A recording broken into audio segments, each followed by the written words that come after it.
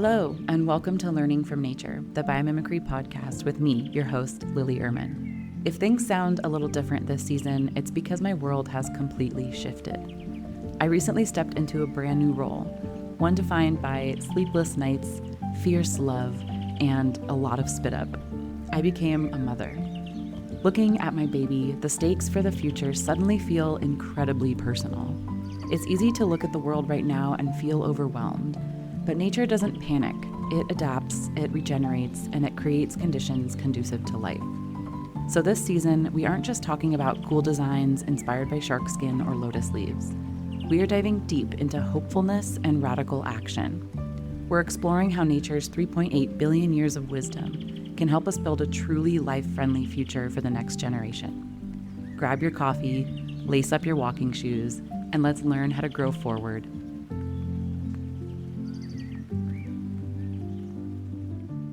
I am honored to be joined in this episode by Toby Herzlich. We examine what it looks like to apply biomimicry principles to the social space and how they might lead us into new life-affirming systems. Drawing applied wisdom from the natural world, Toby is committed to the creation of a just, healthy, and regenerative society, acting as a cross-pollinator among leaders working on social equity, regenerative systems change, and climate solutions. With more than 30 years of facilitation experience, she is an internationally recognized trainer, organizational consultant, and executive coach.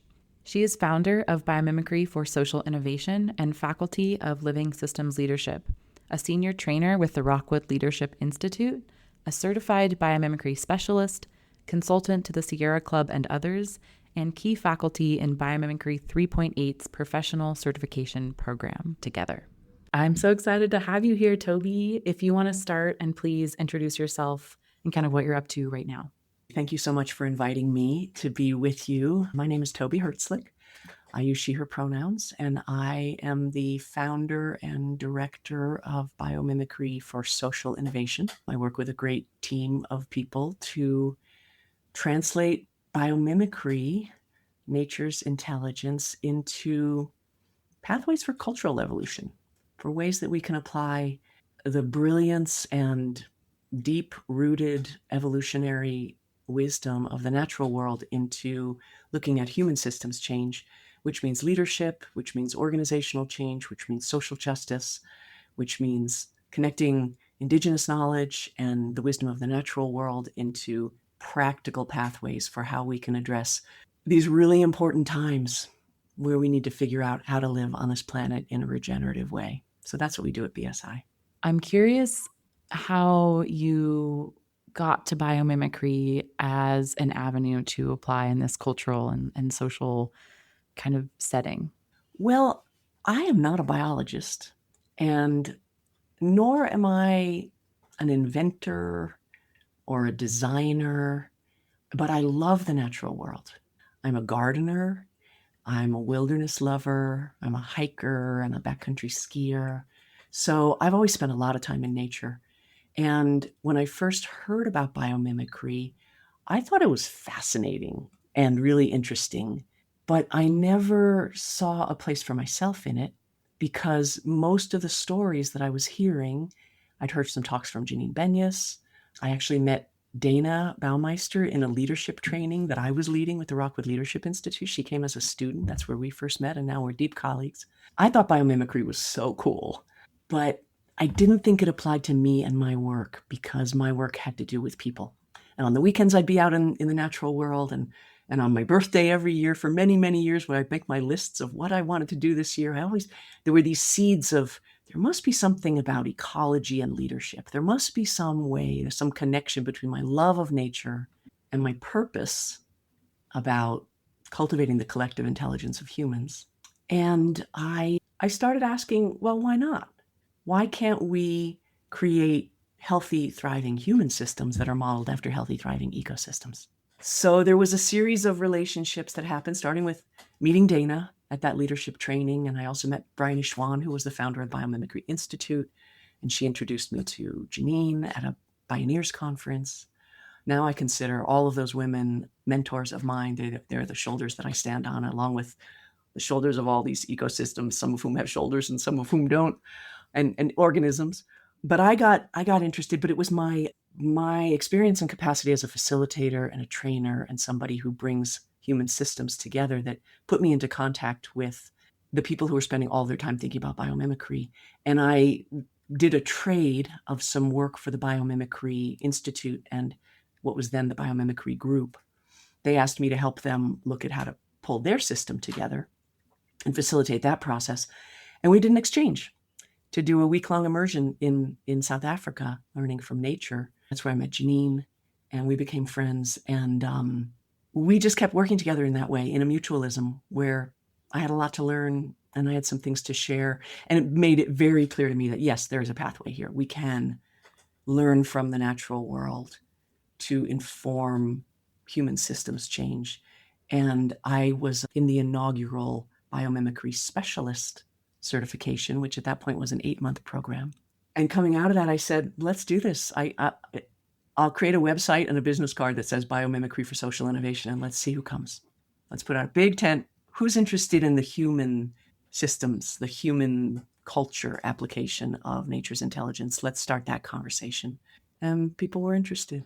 So that's what we're doing. I am so interested in this as well because I feel like 90% of the conversations I've had on this podcast and with students or mentors in the biomimicry space are designers or have a product they're trying to create. And so I think it's really cool. And that's why I'm so stoked to have a conversation with you, to have this kind of social side piece, which is so crucial to the biomimicry piece, but often less talked about, or if it's not less talked about, maybe just less understood. And so I'm excited to kind of dive into it. If you can give me maybe a sense of what biomimicry for social innovation does, or perhaps like a sneak peek at like what a client has asked you to do, I think it'd be really excellent for listeners to kind of hear, what do you mean when you say biomimicry for social innovation? I am happy to do that. But before I do, I want to thank you, Lily, for the amazing work that you've done in this space. You have been talking to a huge range of designers and inventors and engineers and people from all different places that are practically applying nature's intelligence into a whole realm of things. And I think you've exposed the world to biomimicry in ways that are really unique and have spread it and created a lot of increased surface area and really important conversations and really important intelligence that's deepened my understanding. So, and many of it does kind of bleed into the collective intelligence and the simple rules and how do we, I remember your conversation with, I'm sorry, I can't remember his name, but a fascinating conversation about how simple rules work in nature. Oh yeah, Ian Cousin probably with swarm intelligence. Ian Cousin. Yeah. Swarm intelligence. Exactly. Yep. Yep. So thank you for your work. Thank you. Actually, this is a good moment, really quick. Thank you for listeners, because we just hit 50,000 downloads, which for a podcast is pretty small, but for the biomimicry space is pretty big. So just a moment of celebration. Yeah. Woo. Yeah. What does this look like? Biomimicry for social innovation, because I can picture lotus leaf paint. I can picture the innovations and the products that we talk about for biomimicry, but it's harder for me to visualize the social piece. So if you can give me a visual for that. Well, through conversations and co-design and co-creation with many people who your listeners will know, Dana Baumeister, conversations with Janine Banyas, conversations with Karen Allen, who teaches in the ASU program with my team, Gina Lamott and Capri LaRocca, and many, many others. What we've really come to understand is when talking about nature with people who are trying to do human cultural change, human systems change. Dana and I had this conversation about 12 years ago now when we asked, what would social innovation leaders most need to learn from nature? There's so many things to learn from the natural world. So people who are changing human systems, the big realms of things that would be helpful are in the area of understanding context, because as humans, we tend to think about maybe myself, maybe my organization or my community, maybe my country, but we don't often think of how do I fit into the larger ecosystem of which I am a part. And organisms can't survive without that. So that's a fundamental shift in thinking that humans can learn from learning from living systems. So that's one realm. Lots of lessons in the area of context. Another realm is lots of lessons in the area of relationships. How does collaboration work in the natural world? What can we learn from nature about trust? What can we learn from nature about networks? What can we learn from nature about community evolution and community ecology? There's a whole bunch of lessons in that realm. And then the third realm is about change. How do we navigate change? How do we build resilience? What do we think about as going through different parts of the cycle of life? What happens with disruption? There are all kinds of lessons in the realm of change. So we started by asking, what do people who are trying to change human culture and evolve human culture, what can we learn from the natural world? And we kind of boiled it into those three areas and have distilled a set of lessons that are practical and applicable, that are practices, many of which are closely linked to life's principles. And I think your listeners many of them will be familiar with the body of work called Life's Principles that was developed by Biomimicry 3.8, Dana and her team, and iterated over many, many years, that are the 27 deepest patterns that you see exhibited throughout the natural world. If you're an earthling, you do these things. And it's everything from building from the bottom up, to using feedback loops, to cultivating cooperative relationships, to integrating the unexpected, these deep, deep patterns. And so we translate those into practices, and we study how natural systems actually work. We study things like how succession works in nature, and help leaders in organizations learn to apply those principles into having a leader step down and somebody new step into that role. We're going through those conversations at Biomimicry for Social Innovation right now. A long-term succession process. We look at the adaptive cycle, which is a deep, deep pattern of how ecosystems go through change. How systems, it's not just like a growth process and then you die. It's a progress in the natural world isn't a line, it's a loop. And there's a stage of growth that often comes to a stage of maturity, which sometimes has a very vulnerable to disruption. We can talk about this in more depth if you're interested, where things go through massive change. And then there's a reorganization phase where there's certain rules of the road, you might say, about how that works in nature that we can apply to human systems to be able to move into the next chapter of a growth phase. So these deep, deep principles of ecology that we can translate into how we can design and build and lead and evolve our communities, our organizations, our social movements, our businesses, so that we're kind of inherently operating in more regenerative ways. And I believe that we are moving from an industrial age as a human culture to the ecological age. That, 100 years ago, it was as far as people could think that, we build machines, we create our culture and our businesses like machines, we break things into parts, we have gears, we try to fit them together, and we extract resources to do that. That all made a lot of sense and built this amazing industrial age that we have learned is maladaptive in many ways. Incredible feats.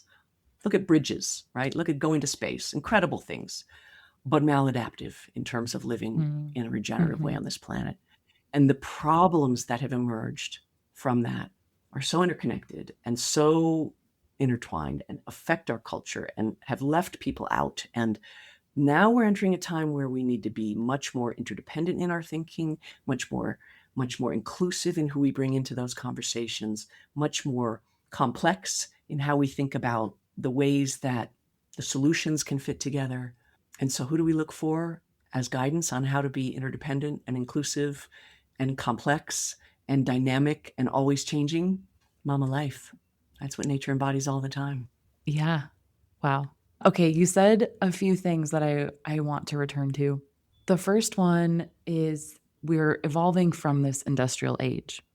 I think a lot about this when I'm teaching young people because there's this huge climate anxiety, climate grief, guilt-driven perspective for the space that we're inhabiting right now. And I think biomimicry invites us, a lot of practices invite us to think about this, especially indigenous wisdom and anything when you think about ecology. But biomimicry specifically is saying we are so young. We are a very young species. And Indeed. everything else around us has been adapting and evolving for so long. And that it's helpful to put into perspective how brief of a moment our industrial revolution has been in the scheme of our evolution and in the scheme of all the other organisms that we share this place with. And that for me is, I don't know how to explain it, but it makes me feel better in the sense that, we're still new. We're figuring this out. We got where we are. We did some great things, like you said. And okay, now we know better.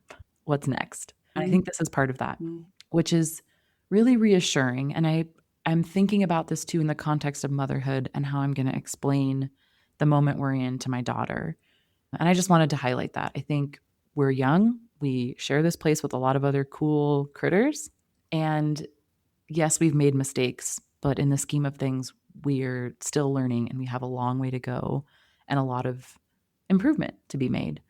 And this practice is part of that. That's so right. I want to thank you for voicing that and a moment to highlight that. And as a mama, watching a young one grow, and your daughter's still very young. You told me she's about 6 months old. I imagine you're seeing her learn and change and apply her learning. Even like she can't even talk yet. She can't walk yet. She can't move around in that way, but she's already learning. And viscerally what it is like to be in the company of a young species who is all about learning and adapting, growing and changing. And when you think of us as that way, that we're still a young species, maybe we're adolescent at this stage, right? Maybe we're at that place where we are really learning. We still think we're limitless. We think we know everything, but we're starting to understand that there are consequences. Yeah. And we're starting to think about maybe my forebrain can develop a little bit more. And I'm so proud of my friends who are moms who have teenager or young adult children who have, who've taught them that they can use their intelligence to think about, do I want to put this into my body right now? Maybe I'm not going to feel good if I do that. Maybe I'm not going to drive so well if I do that, right? Like even as a teenage species, we are teaching our teenagers better now than maybe we did 30 years ago, right? So, people say to me, well, nature's great, but, this has been a long time of evolution and we don't have a long time. We've got, the IPCC says 10 years or something, right? Maybe now it's 6 years. We don't have that kind of time. And evolution is a slow process. It takes generations. But I think about what we do have as humans. We are a problem-solving species. We are a storytelling species. We are a meaning-making species. And we've got this frontal lobe that can iterate very quickly. So if we're curious, and as Janine says, if we quiet our human cleverness and are open to learning from our more than human elders and are open to learning from our mistakes, and we can try things and try lots of things and see what works and see what doesn't work and pour more energy into what does work and less into what doesn't. That would be an evolutionary approach to leadership. That would be a natural selection approach. And we kind of have to now. I kind of also believe that humans, we love the just in the nick of time kind of story. We love those stories. We do. And we're in one right now. Yeah. We're in one. But only instead of it being like aliens coming from another planet who are going to save us, we can wake up and look around and be like, oh, we are surrounded by genius. Yeah. That and we can help do us it save ourselves. Yeah. We have the technology, we have the knowledge, we have the power. I think we can do it. And I'm endlessly hopeful because even in my generation, we've recognized climate change, we've mobilized technology in a way that hadn't been done before. And this was only, really gaining steam less than 100 years ago, 80 years ago. The whole climate change awareness in the mass media.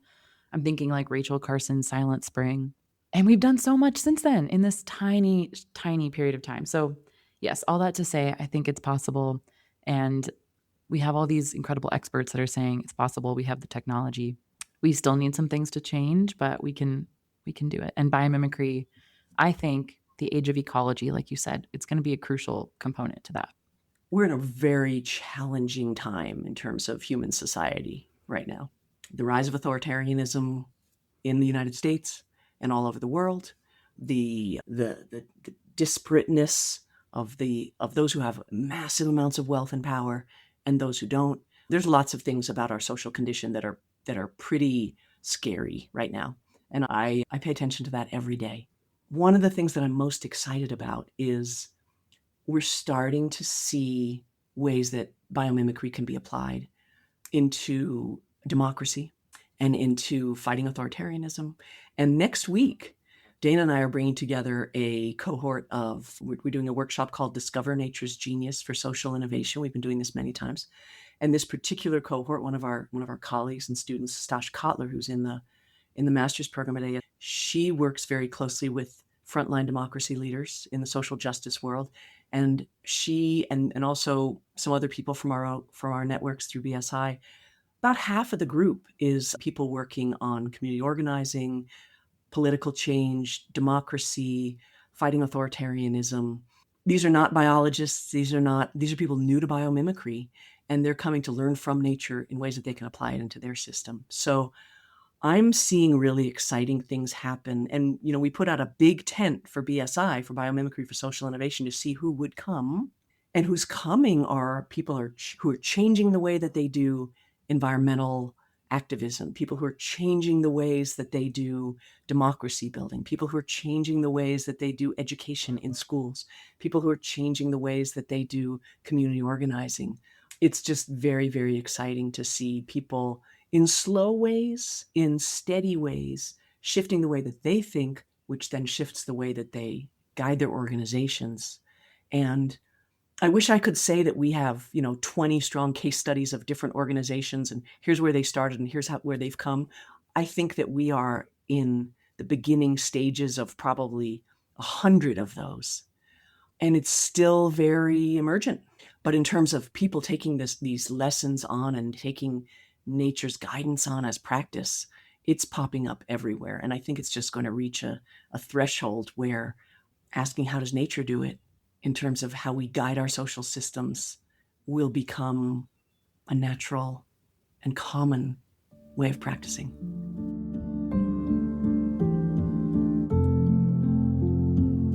Are you excited about the potential of biomimicry and want to begin your own journey in this field?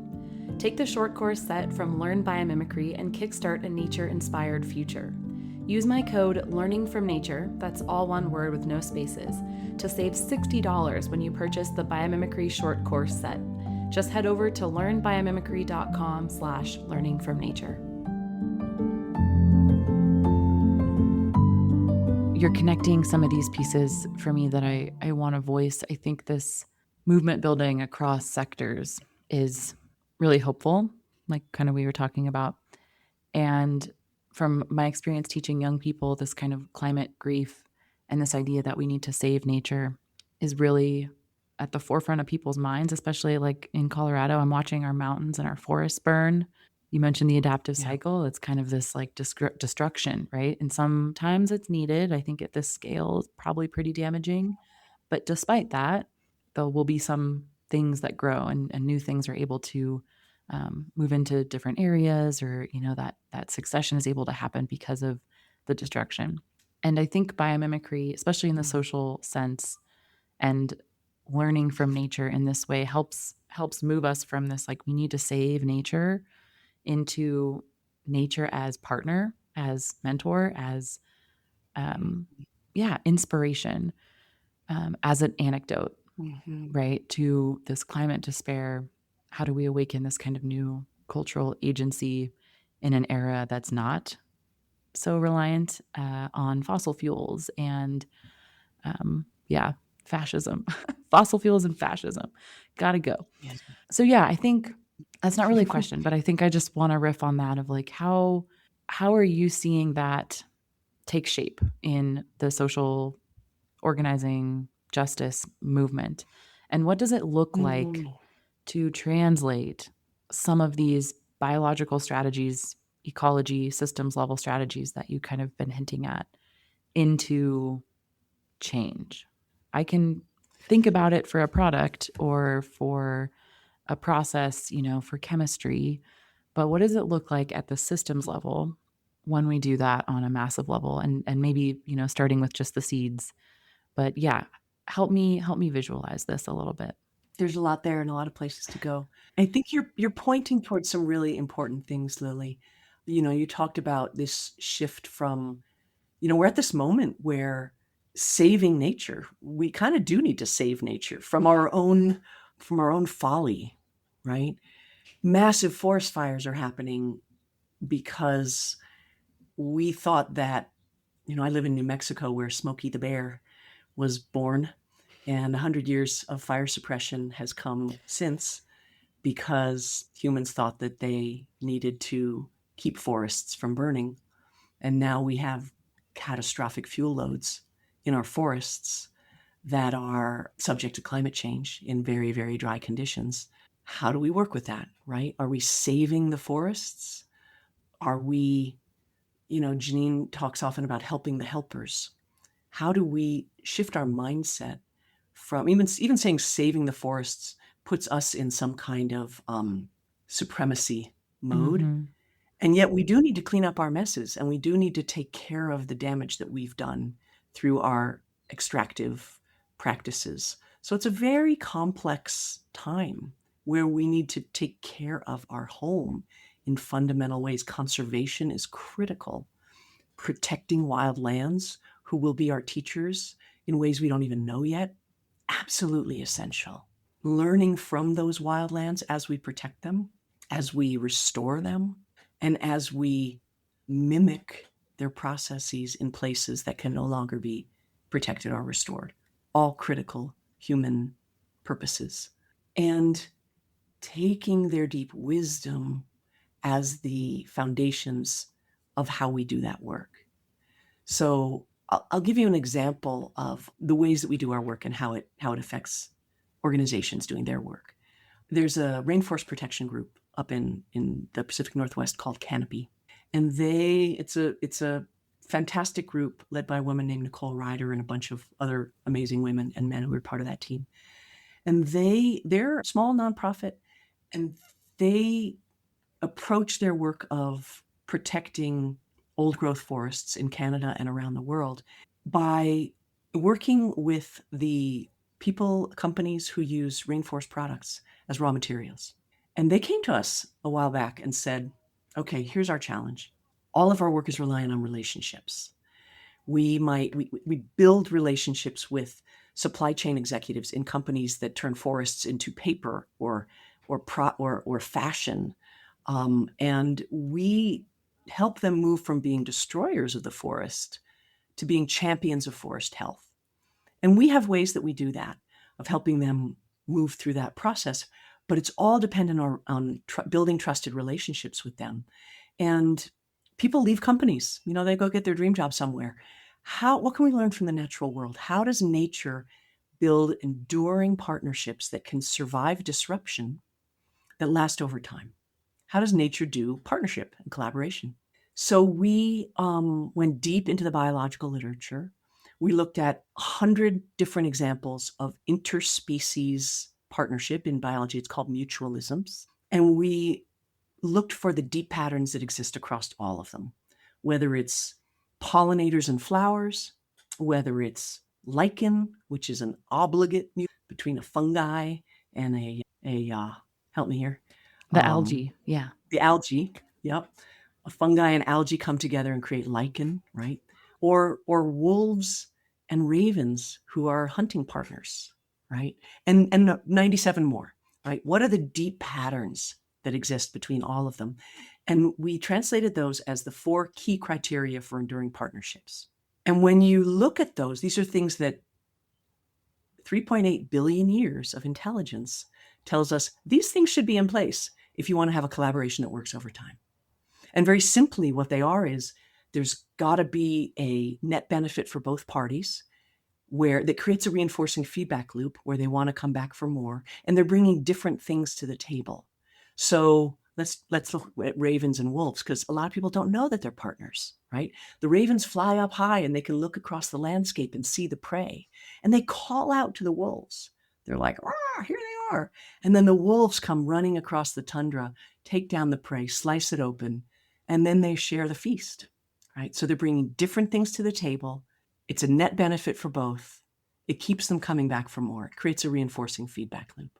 So that's number one and number two. There's got to be a net benefit for both that creates a reinforcing feedback loop. There's got to be, you bring different things to the table. The third is that there's got to be a readiness. You've got to be doing it anyway. It can't cost too much for you to do this thing. The ravens are going to be flying and seeing and calling. The wolves are going to be running and hunting and slicing. There is a readiness and a timeliness and an opportunity to their partnership. And then the fourth criteria is that you've got to be able to adapt and change in relation to one another. So, as climate change happens and ravens and wolves, they sort of move together over the landscape. When things get dry, they move together. You're starting to see that another mutualism is several corvid species, jays, and several species of trees that make pine nuts. And the jays, that's a whole other story, but they plant the seeds of the trees. They stash them for themselves, but that plants the seeds for the trees. And as climate change happens and the forests are getting drier and hotter, the jays are actually helping the forests move further north into cooler climates because the jays can move and trees slowly, the forest itself moves, right? So these are stories from nature. Canopy took these lessons about partnership and realized that they were really good at talking about how they could be providing benefit to these potential corporate partners, but they hadn't really taken the time to really understand what would be the mutual benefit for the partners that they were seeking to enlist. So it's got to be a net benefit for both. They started shifting their approach to being as curious about the other's needs and benefit as they were good at talking about their own, right? And they started creating ways that they could broker readiness partnerships for some of those that they wanted to collaborate with, by creating markets for them to use their non-tree papers in a new way, right? So they could start creating a system, a network by learning these principles from the natural world and then asking, how do we apply it into our ecosystem? And doing the hard work of looking at ourselves, asking how we can change, how do we evolve, we can start to shift again. So we're practicing in ways that are more regenerative. I was just going to say it's time tested, right? A lot of these things. And I think that's when we start talking about biomimicry with anybody, I'm sure you've encountered this. It's like, oh, whoa, it's a new term. I don't know about this new idea and I don't know how it's going to pan out for us. But it's really powerful when you can say, well, actually, these biological strategies are older than humans have been evolved. And I think Absolutely. that conversation piece is sometimes maybe not early on enough in the conversation, because when I start to talk about biomimicry or even use the term biomimicry, people kind of glaze over who've never heard of it before or get really excited eventually. But sometimes it takes a minute because that term can it's a mouthful. It can kind of be a lot. And so I think this was a great example of these strategies work, and they're appealing to companies because they're rooted in this very ancient knowledge and adaptation and biological strategies that is and has been honed for a millennia. Well, exactly right. And just to build on that, as we're going through so much disruption and so much change and so much really dynamic tensions that we're faced with now, life has been going through disruption and change, and the death of species and the transition of ecosystems for all these 3.8 billion years. Life knows how to do this.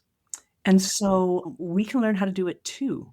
We've recently built on that mutualism's work with a 2-year study and application process for a whole body of work around nature's lessons on trust. And we're finding a lot of appetite in businesses, in companies, in universities, in community organizing spaces, because when you go upstream from a lot of the challenges that we have now, especially working across diversity, of trying to solve problems in new ways with different people at the table, of frankly, healing from a lot of systemic harm in our societies, a lot of institutionalized racism, a lot of just institutionalized oppression in many forms. Trust is something we really need to work with and rebuild and heal. So we did 2 years of looking into nature about what can we learn from the natural world about trust. And the more than human world has lots of trust behavior we can learn from as well. And we developed a project called the Nature of Trust and an online toolkit at natureoftrust.org that anybody can tap into and see videos and exercises and tools and really kind of wrap your mind around that.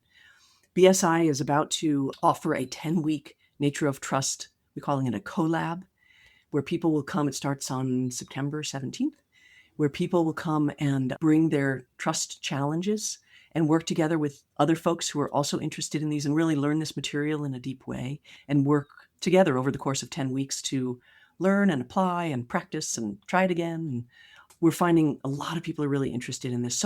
So we're going to kind of the fundamentals of what makes for healthy human systems. How does nature communicate? How does nature build partnership?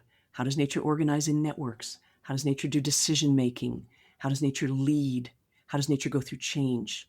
We're looking to nature for those things. We're translating it across into human practices, and we're helping leaders and organizations try it out and building a community of practice, because we can't do this alone.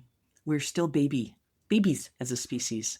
And we need to come to like joint preschool together to try these things and discover together how to make them work. And we need to do it quickly and collaboratively and with people we've never worked with before, because, we need to be trying on new ideas with each other and with nature. Yeah, that's a great tool. I was exploring it briefly and it's incredible. Such a deep, example, and so many deep examples of this in nature. I know we need to wrap up here shortly, but I would love to kind of close out with perhaps your reflection on where biomimicry has been and the moment that we're in right now, and kind of where you see biomimicry taking us, especially in the social and justice and movement building and democracy future.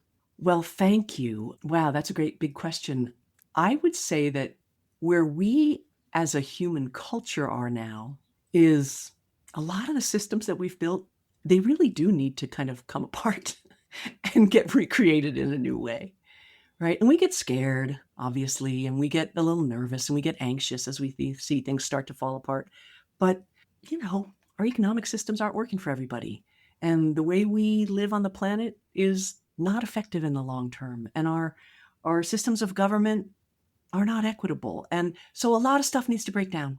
And it's a good thing we're learning these things from nature now, because nature knows what to do about that. So we're at this amazing time of breakdown, breakthrough, reconfiguration. Now is the time for us to be taking these principles from the natural world and seeding them into our conversations about how to make a new preschool, into our social justice organizing, into our presidential and local elections, into our business strategies, into everything. Because as we move through this period of intense disruption and climate change and political change, things are going to start to cohere and start to be recreated in this just in the nick of time kind of story. So I am so thrilled that there are biomimics in every walk of life and that we have each other as partners. We can reach out like the hyphal tips of the mycelial network underground and find each other and activate this whole network. Sometimes it feels like we're very much alone, but we're not. We just haven't quite touched tips yet. I see us at the threshold of something very interconnected, very alive. And you probably see this too, Lily. When people go outside and reconnect with the natural world in this place of humility and realize that, oh, my teachers are everywhere. It's a remembrance. It's a coming home. There is a nourishment to that we're ready for and we're hungry for and we need. And we can do it. It's happening. So I'm super hopeful and grateful to you and to everybody else, especially those who are the next generation, which I see you as, who are bringing this forward with passion and zest. I'm happy to be an elder in the space. Thank you. That was so well worded. I appreciate your perspective, having been part of this movement for a long time and seeing a lot of different iterations.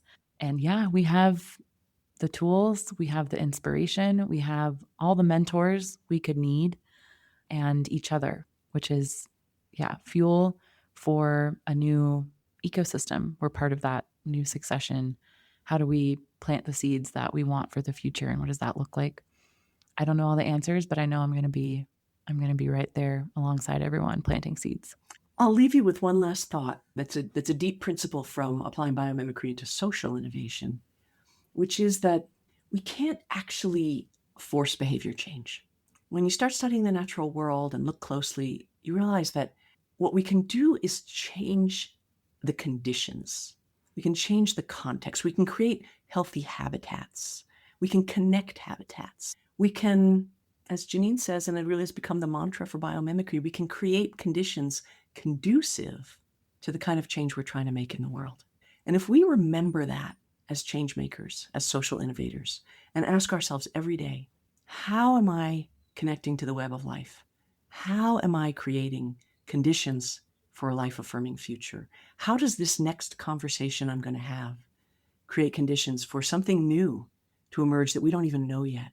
How does this action I'm going to take create conditions for more people to be able to thrive, for life to be able to be healthier, for my children to have a more open heart, for my neighbor who has less than I do to be able to have more? How am I creating conditions for someone who doesn't have a voice to be able to have more power and more access? How am I creating the conditions for all those things that I know need to happen? I don't know how, but I can do one small thing that contributes to those conditions. And what can I learn from nature to do that? Thank you, Toby.